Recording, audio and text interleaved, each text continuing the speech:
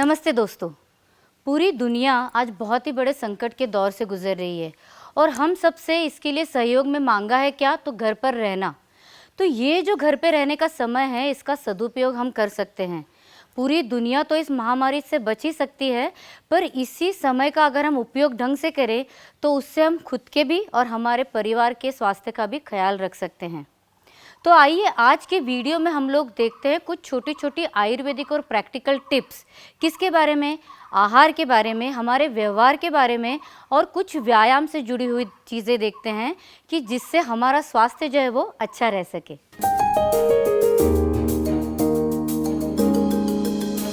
शरीर की इम्यूनिटी अच्छी रहे, इसके लिए बैलेंस्ड आहार लेना, खाना लेना बहुत ज़रूरी है। उसी के लिए हमें रोज़ खाने में दाल, चावल, रोटी, सब्ज़ी, फ्रेश फ्रूट्स और सैलेड जो है वो लेना बहुत ज़रूरी है। ठंडी चीज़ें, फ्रोज़न चीज़ें बिल्कुल मत खाइए। वैसे भी जब हमें थ्रोट की और हमारे रेस्पिरेटरी सिस्टम की जो केयर है वो लेनी है, तो ऐसे वक्त में ठंडी चीज़ें वैसे भी नहीं रखनी चाहिए। दिन भर में जमे वैसे आप गरम चाय, गरम पानी ये बीच बीच में लेते रहिए। अगर गलती से कुछ ठंडी चीज़ खाने में आ भी जाए तो उसके बाद आधा कप गरम पानी या आधा कप गरम चाय जो है वो पीना बिल्कुल ना भूलें। हमारे घर के मसाले अगर हम अलग अलग तरीके के देखेंगे तो उससे भी हमारे रेस्पिरेटरी सिस्टम को मदद जो है ज़रूर होती है। तो देखिए, सब्ज़ी या दाल बनाते वक्त अगर जमे तो आप गार्लिक यूज़ कर सकते हैं, आप हींग यूज़ कर सकते हैं, आप पुदीना यूज़ कर सकते हैं।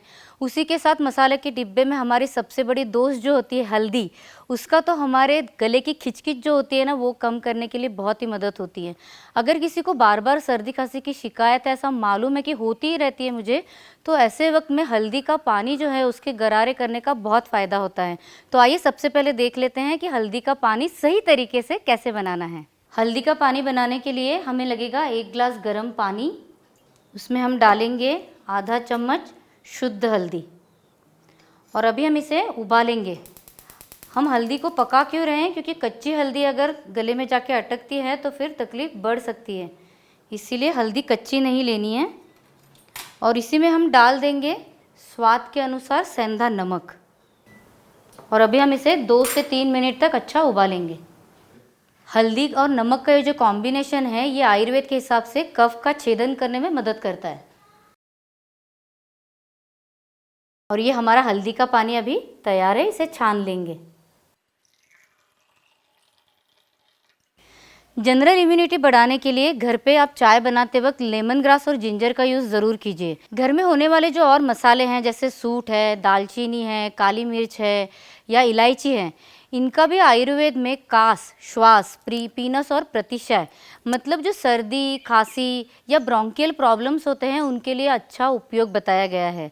तो जो हल्दी का दूध हम घर पे रेगुलरली पीते हैं, उसको बनाने का जो ऑथेंटिक तरीका वो देख लेते हैं। हल्दी का दूध बनाने के लिए सबसे पहले हम लोग लेंगे 1 कप गर्म पानी।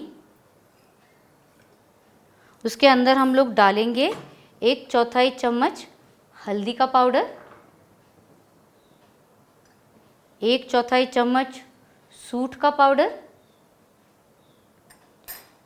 1 छोटा टुकड़ा दालचीनी का,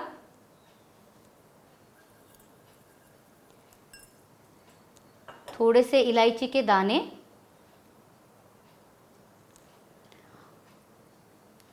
और 4 से 5 डालेंगे हम काली मिरी के दाने।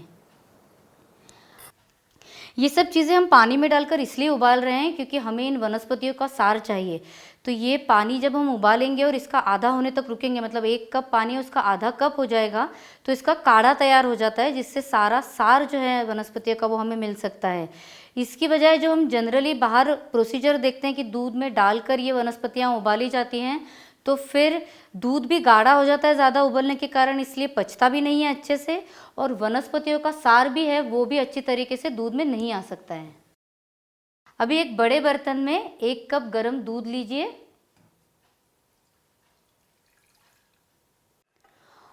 और उसमें हमने जो पहले तैयार किया हुआ काढ़ा है सब हर्ब्स का, वो छान लीजिए।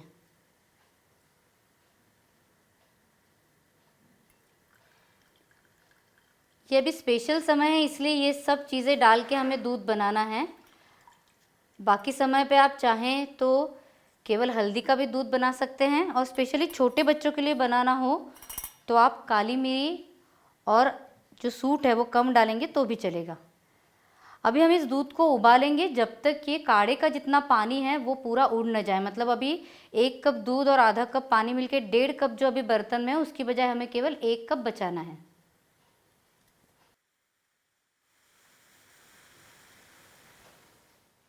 हल्दी का दूध तैयार है। इसमें हम स्वाद के अनुसार मिश्री डाल सकते हैं और अगर पॉसिबल हो तो संतुलन का शतानंत कल्प लीजिए, क्योंकि एलर्जिक राइनाइटिस, सर्दी खांसी, इसके लिए संतुलन शतानंत कल्प की मदद होती है।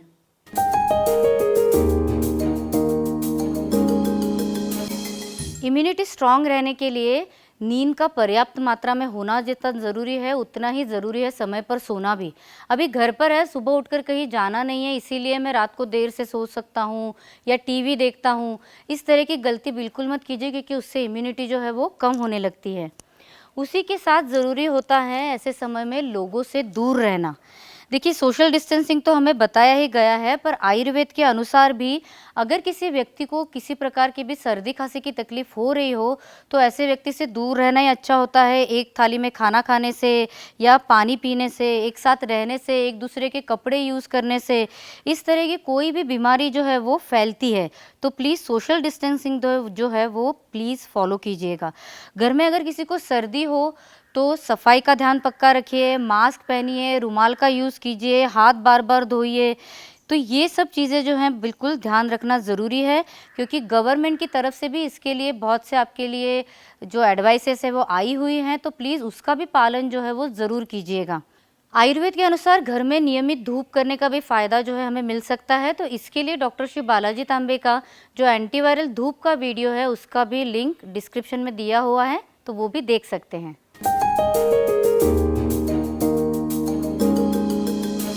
हेल्थ सेंटर्स बंद हैं, जिम बंद है, स्विमिंग पूल्स बंद है, घर पर हैं, चलने नहीं जा सकते, जॉगिंग के लिए नहीं जा सकते, तो इसलिए व्यायाम नहीं हो पा रहा है, ऐसा बहुत लोगों को लग रहा है। तो देखिए, घर पे भी व्यायाम कर सकते हैं। योगा हमारे भारत की इतनी बड़ी देन है, वो हमारे स्वास्थ्य को अच्छा रखने के लिए पक्का मदद कर सकती है। तो सुबह जल्दी उठ के प्राणायाम है वो रेगुलरली कीजिए। घर पे बच्चे हो तो उन्हें प्राणायाम जब आप कर रहे हो तो आपके साथ डीप ब्रीदिंग उन्हें सिखाइए। साथ ही में अगर चलना हो तो घर पे भी आप डाइनिंग टेबल जो है उसके आसपास चल सकते हैं, या किचन से लिविंग रूम तक, लिविंग रूम से वापस किचन तक चलना हो तो इंसान को जगह की कमी कहाँ है। तो इसी प्रकार आप व्यायाम जो है वो करते रहिए। बच्चों के साथ खेलिए, कुशन फाइट खेल सकते हैं, पकड़ा पकड़ी खेल सकते हैं, तो बच्चों के साथ भी समय बिताना हो जाएगा और जो हम बोलते हैं ना फैमिली बॉन्डिंग इस वक्त चाहिए, वो भी हमें मिल सकती है। योगा में भी मैं आपको कहूँगी कि अगर आपको पॉसिबल हो तो जो सूर्य नमस्कार होते हैं वो इजी होता है, वृक्षासन इजी होता है, ताड़ासन, बटरफ्लाई, संतुलन क्रिया योग के अलग अलग व्यायाम प्रकार, भस्त्रिका के प्रकार, बिस्तर पर लेटे लेटे साइकिलिंग करना या अलग अलग प्रकार के व्यायाम जो होते हैं, लेग एक्सरसाइजेज, वो सब अब आपका स्वास्थ्य अच्छा रखने के लिए इस समय में कर सकते हैं। ये सब छोटे छोटे टिप्स अगर आप फॉलो करेंगे तो आपका स्वास्थ्य अभी तो अच्छा रहने में मदद मिलेगी ही, पर इसका फ़ायदा आपको आगे भी मिलता रहेगा अगर आप आपकी रोज़मर्रा की ज़िंदगी में भी ये टिप्स फॉलो करेंगे। तो ये सब करने से आप अपने स्वास्थ्य का, अपने आसपास के सब लोगों के स्वास्थ्य का ख्याल रख सकते हैं। तो इससे पूरी दुनिया का स्वास्थ्य अच्छा रह सकेगा, क्योंकि हम बोलते ही हैं ना, वसुधैव कुटुंबकम, मतलब पूरी दुनिया ही हमारा परिवार है। तो इसीलिए इस संकट की घड़ी में आइए सब डिसिप्लिन प्रॉपरली फॉलो करें ताकि हम भी स्वस्थ रहें और पूरी दुनिया भी स्वस्थ रह सके।